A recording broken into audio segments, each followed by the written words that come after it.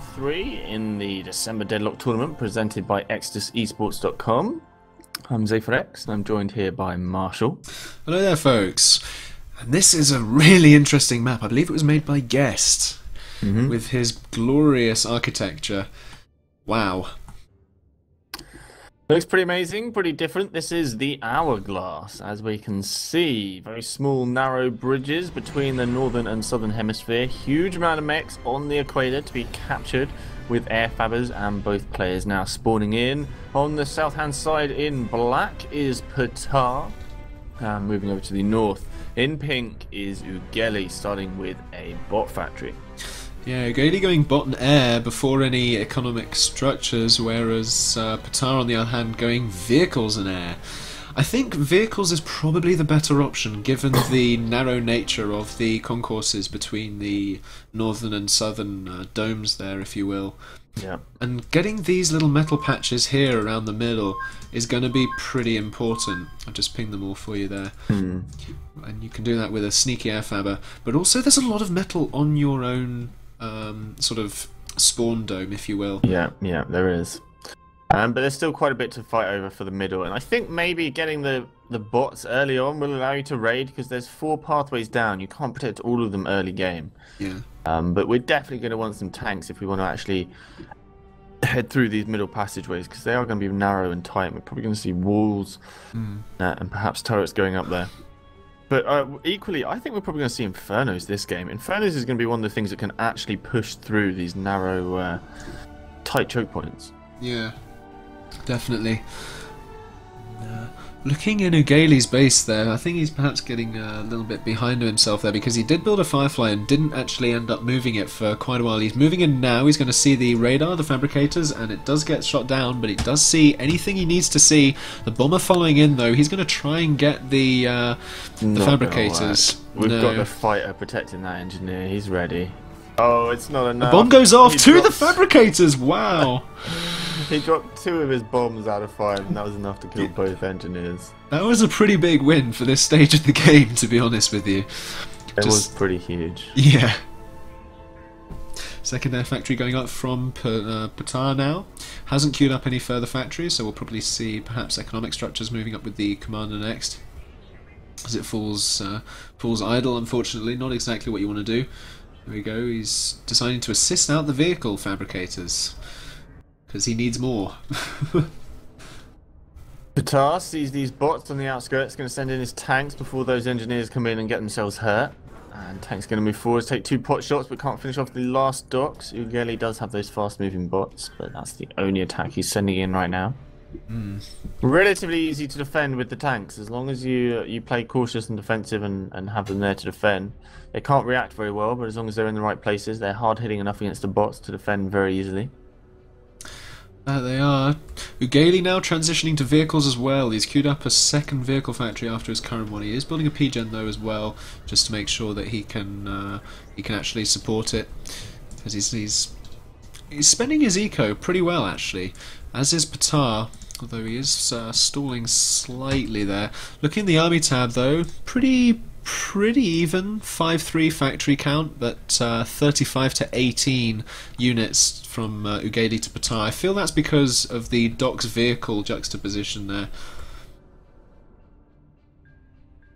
Yep, interesting stuff with this map. It does boggle your head if you look at it a little bit too much from certain angles. It's like, wait a minute, we're going from here and we're going down there. It's kind of this sheer drop to turn into this bridge here, but I like it. More units coming in from Uggeli as he comes in with a little raiding group of docks here. 2 tanks there to defend. This is a fairly even confrontation. The bots might even be able to overwhelm these tanks, but there is air support to give a little bit of early intel. I think Pt4h's doing a pretty good job of expanding to his mechs on his side and making sure he's getting his units spread out around to defend them as well. A lot of air factories now planned for Pt4h. Putting up a 3rd followed by a 4th one, so really committing to that. Still only got 2 vehicle factories, whereas having a look over at Uggeli, he has 2 bot factories and 2 vehicle factories, so he's definitely got more land production right now. Also doing a great job of expanding with his engineers. And Pt4h with a slight lead in terms of medal right now. Yeah, I'm surprised we haven't seen a risky airfabber go and at least attempt to take the 6 metal zone, because once you take it, and if you just put up one bit of AA, you know, the extractors will pay for themselves pretty quickly, especially considering most of the focus is going to be on these lanes rather than those sort of central spokes, if you will. Yeah, and having some anti-air there is great for just establishing a no-fly zone where it's not going to be favourable for your enemy to be flying over that area. But, you know, it's a hard investment, and there's a radar up from Uggeli as well, which is going to give him a lot of intel on those 3 areas close to him. You got to be careful, because your enemy's definitely going to contest you if you try doing anything like that. And he is struggling with power, so he does need to make sure that he can keep it operational, though his commander is building a few P-gens. But he's following up with even more vehicle factories, so perhaps building a few more P-gens might be a priority for him, although Pt4h also falling into the negative with the power there. And lots more air factories as well queued up for Pt4h. A 4th and 5th one. Yeah, going very heavy on air, I guess. I imagine he's thinking that, you know, these areas are going to be quite easy to defend because they're quite choke pointy. There were a load of walls started by Uggeli on the north side, but he ended up stopping doing that. You've got to remember that 25 metal per wall, that is a big investment to build a whole line of walls. Yeah. But if there are units coming at you, then it will pay for itself. These bombers here doing a little bit of work just before they get taken down completely by the superior interceptor force of Pt4h. That was unfortunate that all of the interceptors from Uggeli got swamped by that as well. Perhaps he needed to have seen that and pulled away just so he didn't lose them all, because that's his air force gone and he needs to rebuild it. He's got a few sat in his base now, but Pt4h now has got the lead on the air game. But still, the map is still pretty big, so even if you do have that air force, it's still pretty localized. And I think we keep forgetting there are 4 of these lanes, so you need to be able to defend from all avenues of attack, really. Whereas at the moment, everything from Uggeli is going down that one platform here, and if we roll over the entrance, oops, you'll be able to see them. Here they are, coming along this little route now.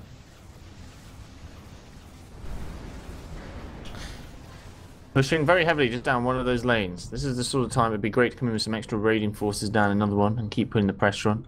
There's going to be a lot of metal around the back of Pt4h's base that could be vulnerable. Well, here's that raiding force now that you were talking about. Yeah. Trying to get out single laser turrets, and the bot's going to get in just in time. Single laser turret from behind, though, takes out a few of them, so one of the engineers goes down, but one of them's still fine. Fairly decent defense from Pt4h. That could have gone a lot worse. Whereas Uggeli, very vulnerable at the back. He has no defense. And as soon as Pt4h gets the opportunity or gets the air advantage, then he can move out there and do a lot of raiding. Very even on the metal counts as well for these players. Well, exactly even, although Pt4h just managed to push up to 176, so he's 1 mechs ahead there.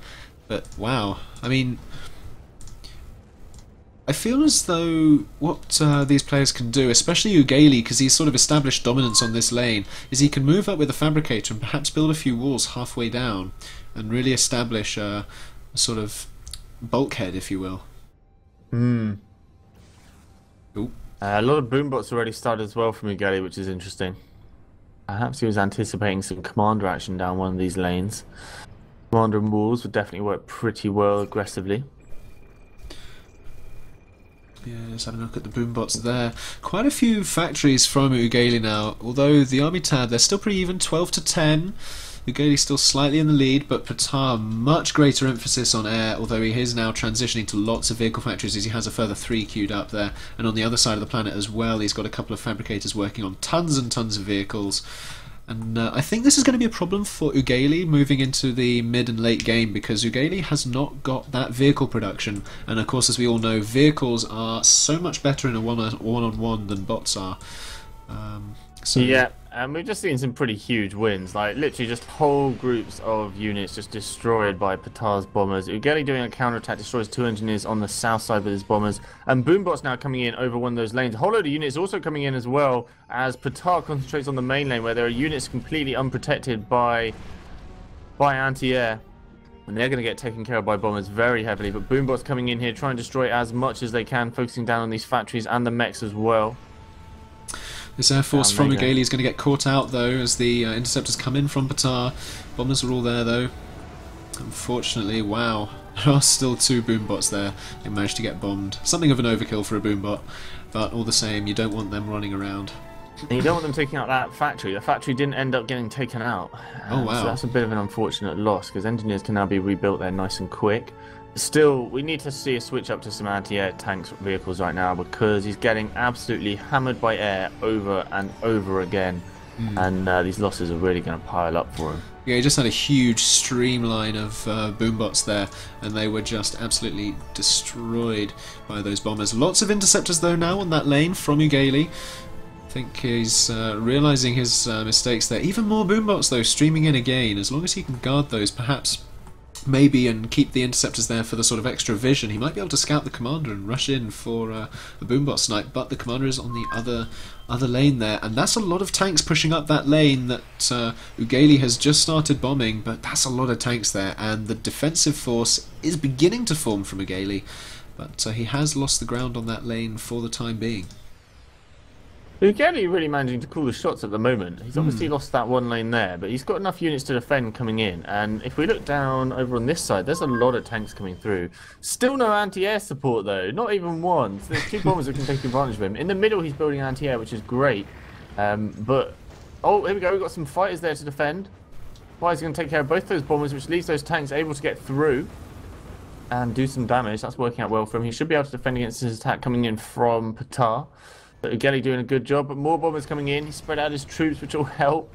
But if he had ground anti-air in the mix here, Pt4h would have lost so many air units. Yeah, he needs to factor in a few more spinners now. Even if it's just 1 for 3 for spinners to tanks, you know, that's better than anything. But we do have those Infernos there, as you said earlier, so perhaps exchanging the Inferno for the spinner in at least one of those factories might really help him. In the Wants to be attacking with him, I definitely think he needs those anti-air in the mix. He's now getting out anti-air from one of his factories on the equator there, and assisting with those engineers to get them out nice and quick. That'll help him push forwards a little bit. More boombots also coming in. The boombots seem to be working out really well for him, because they go so fast, it is hard to react to them. So they can get in there and do their damage before tanks can get in the right position to stop them. Oh, coming through, bomb goes down and crushes over half of them. One bomb there ended up doing very, very good. And fighters doing a good job of getting rid of the bombers though. That's getting some free wins. Can those boombots do anything? A couple of tanks also in the mix have managed to get through and doing damage. Pt4h trying to move forwards with his forces, but Uggeli just ready to meet him here. And Pt4h just streaming in on his own in a little bit more of a line, which allows these tanks to put in some good work on them. Yeah, they do have the advantage of the defensive there with regards to the pathfinding, but the Inferno's getting a little bit close, managing to chew through those tanks, which really isn't great. Oh wow, and they're all gone. They're all gone. Pull back, and he's still got bombers actually piling a whole load of damage, and Pt4h just doesn't have everything. He's going to get over the lip, but it's not enough because those bombers are going to finish him off. Good defense from Uggeli. It might have been wise to pull his vehicles back while his bombers did all the damage, because then he wouldn't have lost the vehicles, but he would still have been defeating Pt4h's assault there. So I think needless losses were made. On the other screen at the back of the planet, we see those 3 tanks and the boombots managed to take care of the radar, 4 mechs, and some power gens now as well. So nice little win with a very small group of units. Whole load of turrets coming up from Pt4h to defend against other incoming raids, but there's still an open force at the back of his base as he currently trails 140 medal to 226 from Uggeli. Uggeli managing to get big wins and set Pt4h behind right now. And we do see that Pt4h's commander is really rather open. He has got a few tanks around him to defend, but oh my goodness, we've got tanks moving into the centre of the map there. Goodness me. But yes, his commander is relatively open. He has got lots of tanks around him now, but at the time, the boombots could have moved in and potentially done a bit of damage, but unfortunately now they're going to be met by a ton of Infernos and tanks and will be absolutely decimated. More air engagements on the air along one of those concourses. Lots of bombers being lost from Pt4h. So Uggeli's, I feel, much more in control now. He has the north. He has the other side of the planet there as well, and he's pushing into the southern dome, which is really good for him. He really needs to do that and localize Pt4h's threat. And Pt4h now having to use his commander to push out a little bit, I think. Bless you. And again. Squeeze me. So you can see two simultaneous groups of raiding air units right now. Just pummeling rain down onto these turrets. All these turrets that Pt4h's built have just been taken care of, which gives free reign for these ground units to come in and start attacking Pt4h's base. Really doing a great job at the moment from Uggeli, capitalising on all of his advantage. I think Pt4h here is going for the all-in. Looking from Uggeli's point of view, he can see all the units, and he can look in the main base and see that Pt4h just doesn't have too much. He's falling behind way too much right now. Yeah. With all these units, I think Uggeli can work out that this is the all-in.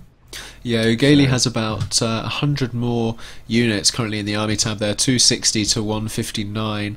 But they're still even on factories, 20 to 21. But the economy is so favouring Uggeli right now. But what Uggeli can do is, if he can defend against all of these tanks, that's going to leave that commander exposed to this rather large group of boombots that can be employed here to just stream in and take out that commander without a worry. Yeah, I think the problem here is this really is an all-in situation. He needs to group in all these forces, and thing is, Uggeli knows, and really, he's actually moving in a bit too early. I would have grouped up harder. He's going to end up losing these units. But the boombots stream in down the side. I don't know why they're doing that. So they're going to be. Because of course you can't there. fire until you get over this lip, which is an advantage. Yeah. I'm going up to T2 vehicles there. If Uggeli can get a few shellers out there, that'll be a really good defensive advantage. But a few bombers trying to come in, yeah. Oh wow, a distinct lack of spinners. Painful bombers. Really helping out. Tanks from behind as well are just putting so much fire as they come over the lip of this ladder. Oh wow. More bombers coming in. Fighters going to protect though. But all of those units down now from Pt4h. And he has nothing left. He's just going to get chased down. Out of his depth right there. So we see all those units coming over the lip. That went terribly wrong, says Pt4h, calling the GG with a really sad face. Uggeli conceding the, confirming the GG there with the big nice commander explosion. GG's. That was really good control from Uggeli, I feel. Cam engaged. Pretty cool planet, I've got to admit. I thought that was pretty fun playing on it, or looking at it rather. It's good that they've managed to amend the pathfinding issues on the lips, because I think I have an earlier version of this planet where each of the lips onto the concourses used to cause a lot of pathfinding issues, but it's really good to see that those were ironed out. So this is now a really cool map to play on. Yeah.